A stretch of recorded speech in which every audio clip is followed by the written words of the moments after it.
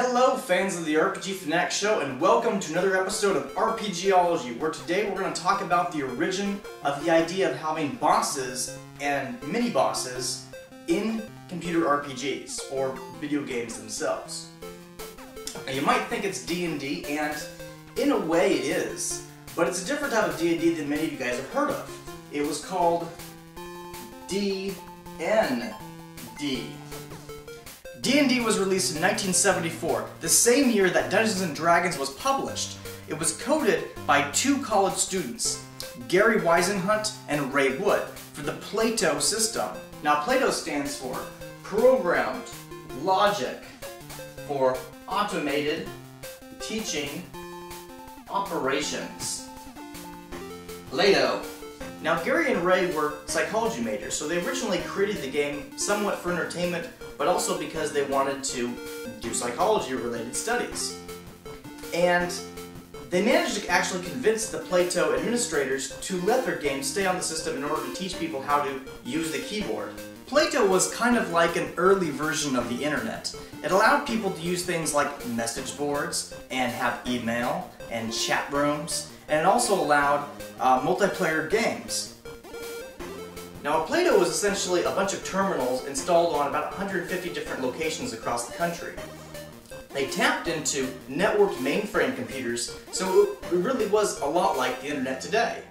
If you wanted to create a learning module for the PLATO system, you simply used a programming language to create it. And some people use these languages created for educational software to create video games, like D&D. And because there was about 150 of these terminals sitting around the country, lots of people used it. And because it was viewed as a tutorial aid for learning how to use the keyboard on a PLATO system, I mean, everybody who used a PLATO probably played D&D. And it influenced later RPGs like Wizardry, which, of course, as I've talked about before in previous videos, which you might find links somewhere on this video if you're using annotations, I talk about how influential that game is. Now the point of this video is the origin of video game bosses. So, D&D had bosses. First video game to ever have bosses, near as anybody can tell. There had been previous computer RPGs, like Pendant 5, but they didn't really have bosses. They were just going around a dungeon and having random battles.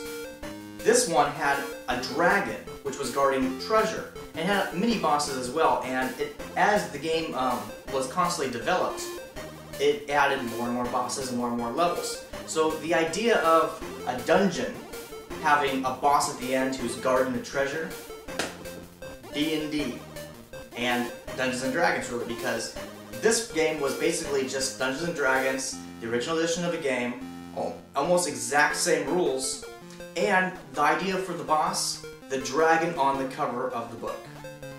I hope you guys have enjoyed this episode of RPGology, and next time you're playing a game and you see a boss in it, D&D 1974, both versions. Thanks!